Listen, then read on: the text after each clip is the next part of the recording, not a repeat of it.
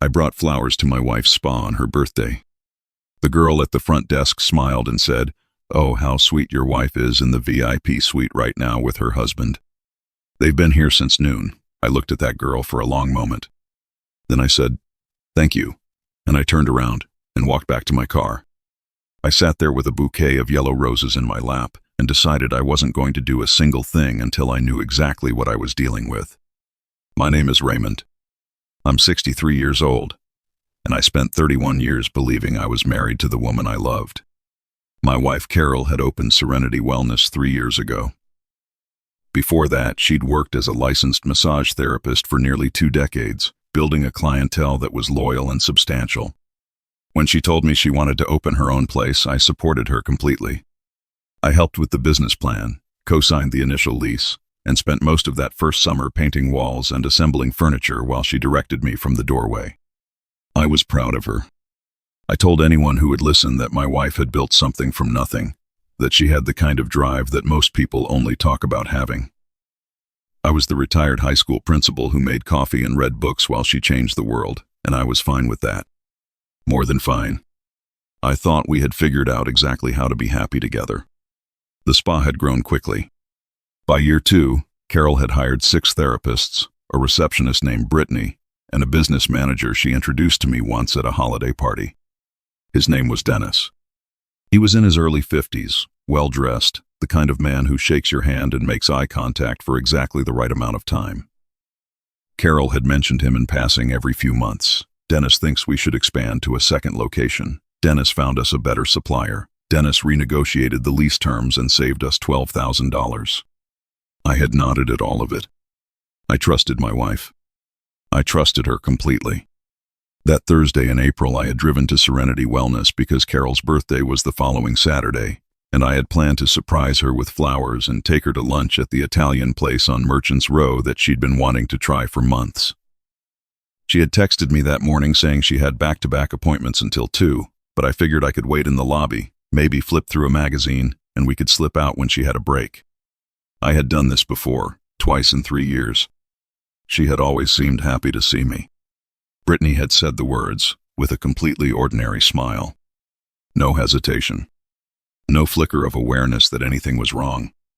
She said it the way you might say the weather is nice today. Factual, cheerful, already turning back to her computer. "Your wife is in the VIP suite right now with her husband." I thanked her. I walked out. I sat in the parking lot for 11 minutes. I know because I watched the clock on my dashboard the entire time, and I made myself breathe slowly the way I used to tell nervous students to breathe before a big exam. In through the nose. Out through the mouth. Get your information before you make your next move. I did not go back inside. I drove home, put the flowers in a vase on the kitchen counter, and sat down at my desk. 31 years of marriage had taught me one thing above everything else. I was not a man who acted on impulse. I had spent my career watching teenagers make permanent decisions based on 10 seconds of emotion, and I had spent those same years trying to teach them that information is always more powerful than reaction. I was going to practice what I had preached for 3 decades. The first thing I did was think carefully about what Brittany had actually said. She had not said a man. She had said her husband. That meant whoever this was, he had been there before. Regularly. Regularly enough that a front desk employee knew him and called him by that title without any hesitation whatsoever. That was not a slip of the tongue. That was a habit. I opened my laptop and pulled up our shared bank account, the joint checking we used for household expenses. Carol handled the spa's finances separately through a business account I had limited visibility into, which had always seemed reasonable to me. She was the business owner. I was the retired educator living on my pension and Social Security. I had never felt the need to scrutinize her books. Now I pulled up every transaction from the past 6 months and started reading. I had been a high school principal for 19 years. Before that, I taught history for 12.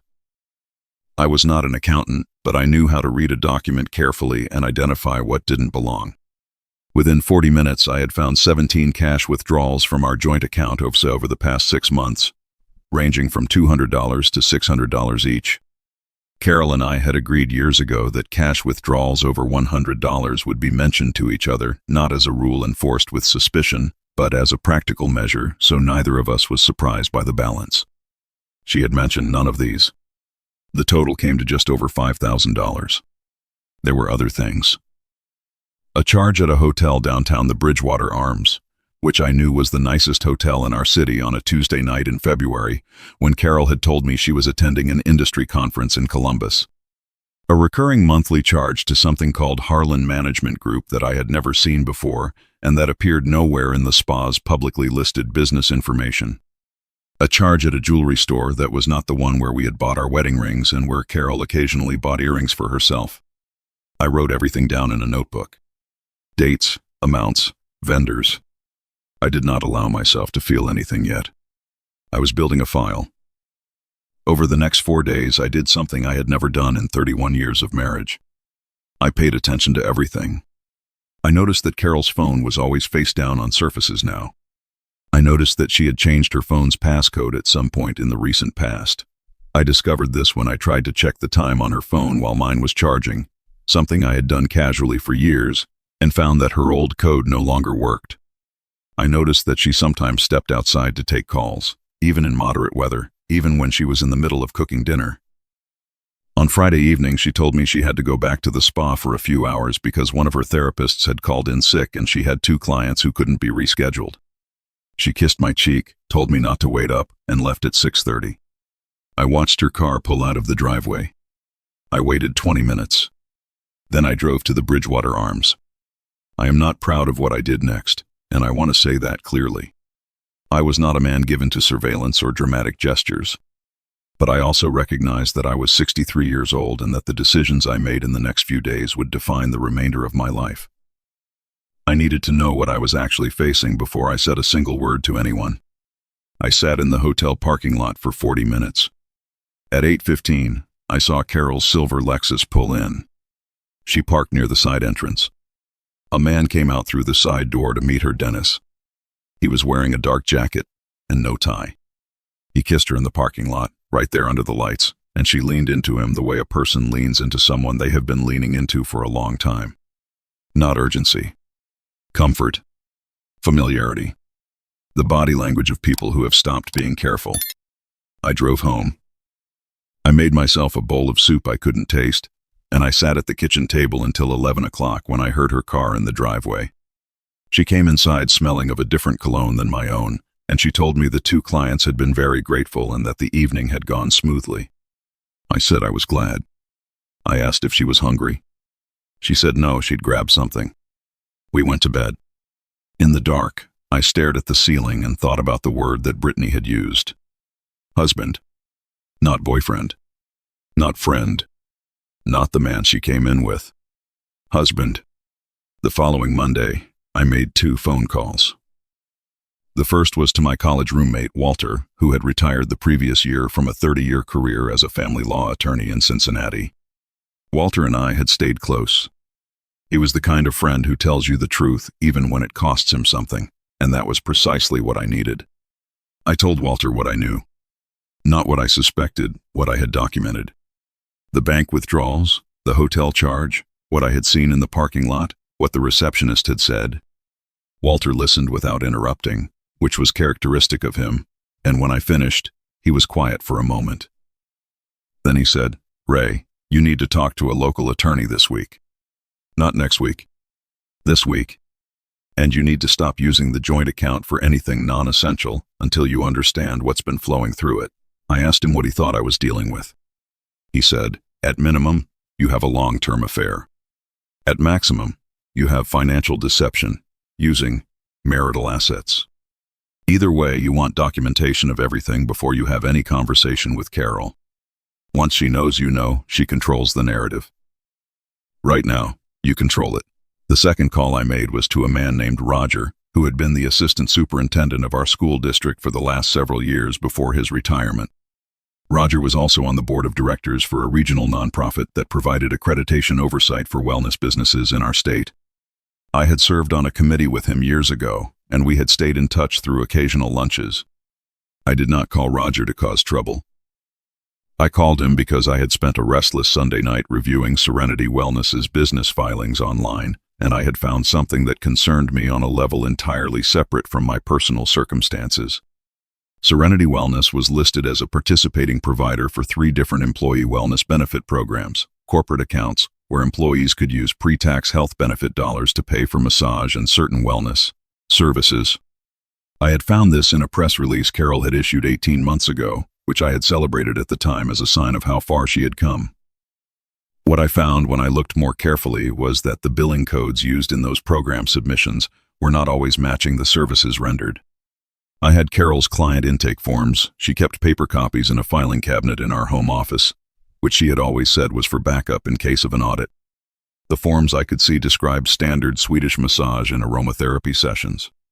But the billing codes submitted to at least one of the corporate programs included codes for therapeutic services that required clinical licensing beyond what Serenity Wellness's staff held. I was not certain this was fraud. I was not a billing specialist or a healthcare compliance expert, but I knew enough about institutional operations from my years in school administration to recognize when paperwork did not add up, and I knew that Roger's board had oversight responsibility in this area. I did not tell Roger anything about my marriage. I told him only that I had come across some billing discrepancies in a local wellness business's benefit submissions and that I thought someone with appropriate expertise should look at them. I gave him the business name. I told him I could provide documentation if needed. Roger thanked me, said he would refer it to the appropriate committee, and asked me to send what I had by email. I sent it that afternoon. On Thursday, 11 days after I had sat in the parking lot with yellow roses, I was ready to talk to Carol. She was in the kitchen when I came downstairs that morning, wearing her robe and reading something on her phone. Outside, it was raining lightly. She looked up and smiled at me with the same warm, easy smile she had given me 10,000 mornings before this one. I sat down across from her and placed my notebook on the table. She looked at the notebook and then looked at me, and something changed in her face before I had said a single word. Not guilt, at least not what I expected guilt to look like. It was something more like calculation. A rapid and quiet reassessment. I told her what I knew. I did not raise my voice. I listed the withdrawals, the hotel charge, the parking lot at the Bridgewater Arms, what Brittany had said at the front desk 11 days ago. I told her that I had spoken to a family law attorney. I told her that I had also raised some questions about Serenity Wellness's billing practices with an oversight board that had the authority to investigate them. Carol set her phone face down on the table. She was quiet for a long moment. Then she said, "How long have you known?" I told her 11 days. She nodded slowly. "I didn't think you'd find out this way." I asked her how she had thought I would find out. She said, "I was going to tell you in the next few months. I've been trying to figure out how to do this in a way that didn't destroy everything."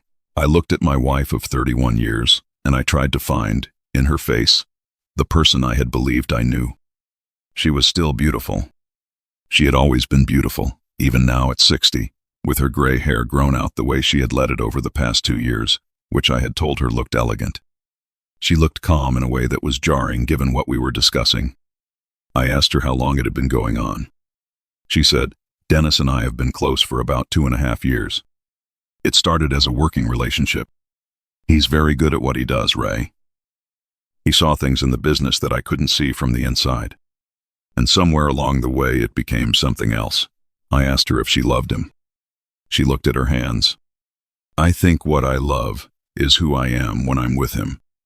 He treats me like a serious businesswoman, like a partner, not like someone's wife who does a nice thing for a living."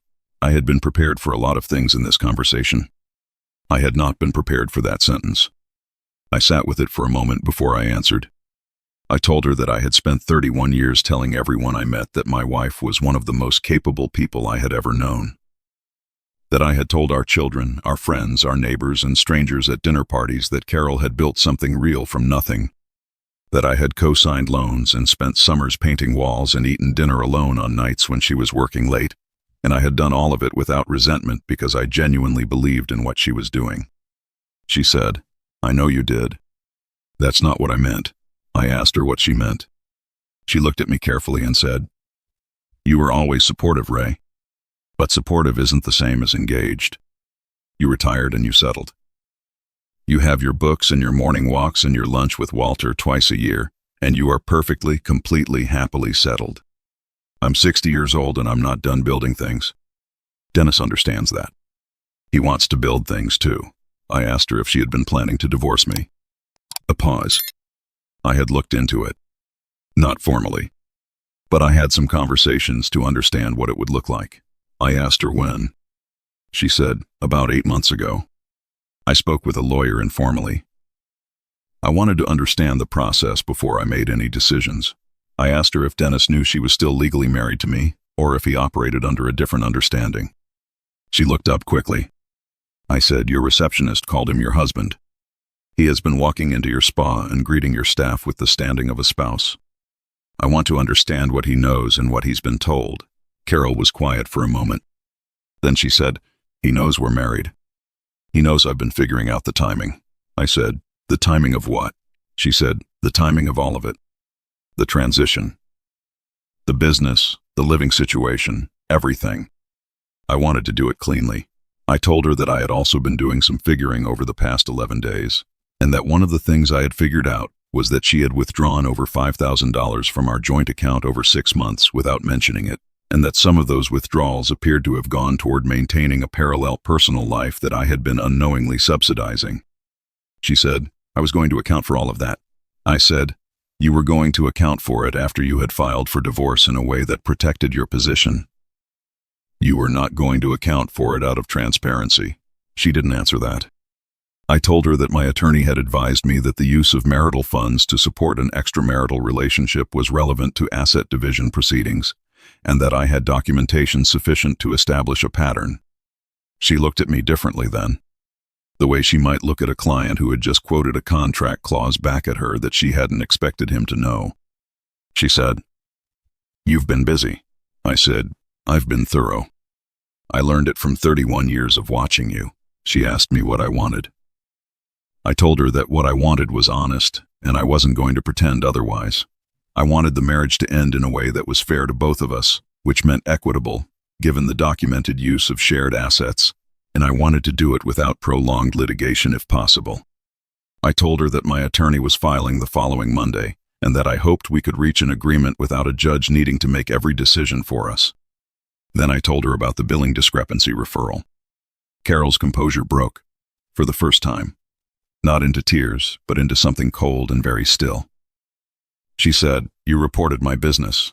I said, I referred documented discrepancies to the oversight body with jurisdiction. I did not fabricate anything or exaggerate anything. If the discrepancies are minor and explainable, the review will confirm that. If they are not, then the appropriate people will know. She said, that could cost me everything I've built. I told her I understood that. I told her that I had spent a long time thinking about whether to make that referral, and that in the end the reason I made it wasn't to punish her, but because I had spent 31 years in an institution funded by public trust, and I had never once looked away from something I knew wasn't right just because looking away was easier. She said, so this is who you are when you're not settled. I didn't answer that. I stood up, took my notebook, and walked upstairs to get dressed. I moved into our guest bedroom that weekend and began the practical work of separating a life that had been shared for 31 years. My attorney filed on Monday as planned.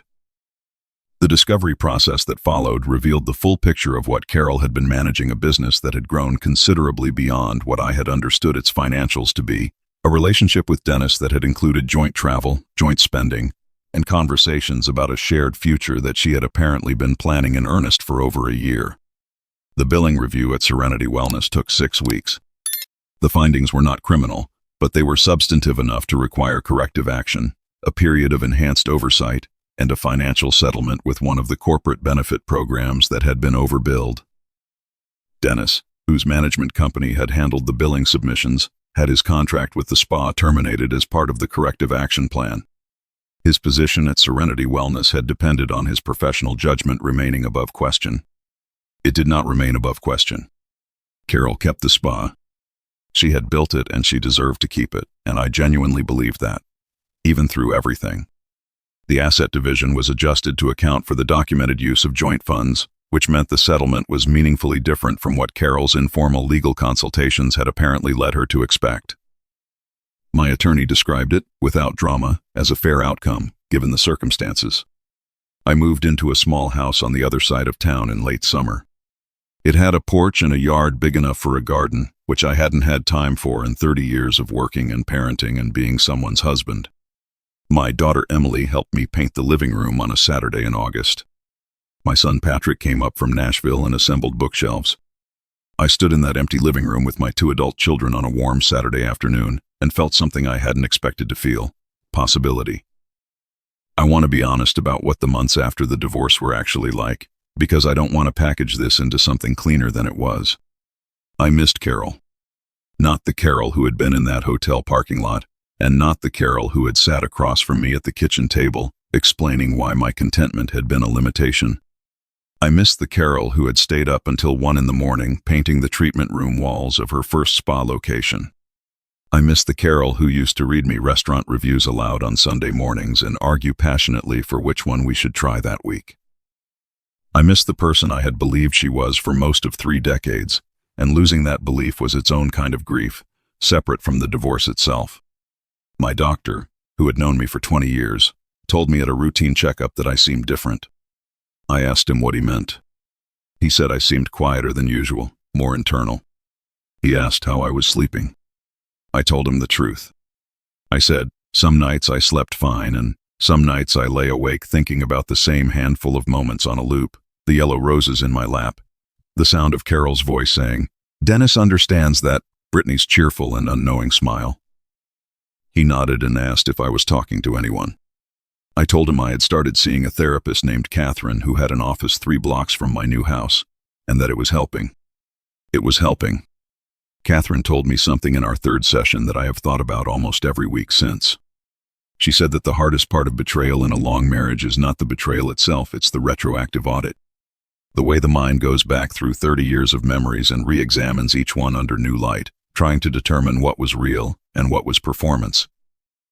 She said this audit is both inevitable and ultimately unanswerable, because the people we love contain multitudes that exist simultaneously, and the person who was performing was also, at the same time, often the person who was genuine. You don't have to choose one version of Carol, she told me. You can grieve the real parts while being honest about the parts that weren't. I have been trying to do that. Dennis left our city entirely. I heard through a mutual acquaintance that he had taken a position in Phoenix with a larger firm. Carol has rebuilt the spa under closer compliance oversight, and by all accounts, she is doing well. We have spoken twice since the divorce was finalized, once about a financial matter related to our shared property, and once, unexpectedly, when she called on an ordinary Tuesday evening in November. I almost let it go to voicemail. I didn't. She sounded tired. She asked how I was. I told her I was well. She said she was glad. There was a pause that lasted long enough to be honest, and then she said, "I owe you an apology that I'm not sure I said clearly enough at the time." I told her she had said it. She said, "I said I was sorry for how things happened. I'm not sure I said clearly enough that I was sorry for what I did." Those aren't the same thing. I thought about that. Then I said, "No, they're not." She asked if I had met anyone. I told her I had started spending time with a woman named Beverly, who was a retired librarian, and who had moved to our city 2 years ago to be closer to her grandchildren. I told her Beverly was funny and direct and had opinions about everything and didn't apologize for any of them. Carol said, "That sounds like someone good for you." I said, "She is." There was another pause. Carol said, "I hope you're happy, Ray." I mean that. I told her I believed that she did. And I told her something that surprised me even as I said it, that I hoped she found what she was looking for too, and that I hoped she found it honestly this time. She said, "That's more generous than I deserve." I told her that I didn't think generosity was about what someone deserved. I thought it was about what the person offering it could live with. We said goodbye, and I went back to the book I had been reading on my porch, in the last of the October light, with a cup of coffee that was still warm. I have thought, in the months since, about what I would tell a younger version of myself if I could. Not just about marriage or betrayal, but about the specific blindness that long-term love can produce, the way deep familiarity can make a person invisible to themselves and to each other. I was so committed to being the stable one, the uncomplicated one, The one who didn't need much, that I made it very easy for Carol to stop seeing me as someone she still needed to choose every day. And I made it very easy for myself to stop seeing the person she was becoming, because I was too comfortable in the story I had already written about us. I don't say this to excuse what she did. What she did was a sustained and deliberate deception that used my trust and my resources as cover for a parallel life. Those are her choices, and she carries them. But I am 63 years old, and I have been given the strange and unwanted gift of having to start over, and I am not willing to start over without being honest about the whole of it. What I know now, living in my house with my garden and my porch and my books and Beverly's laugh coming through the phone on quiet evenings, is that I was not too settled. I was not too content. I was not a man who had failed to grow.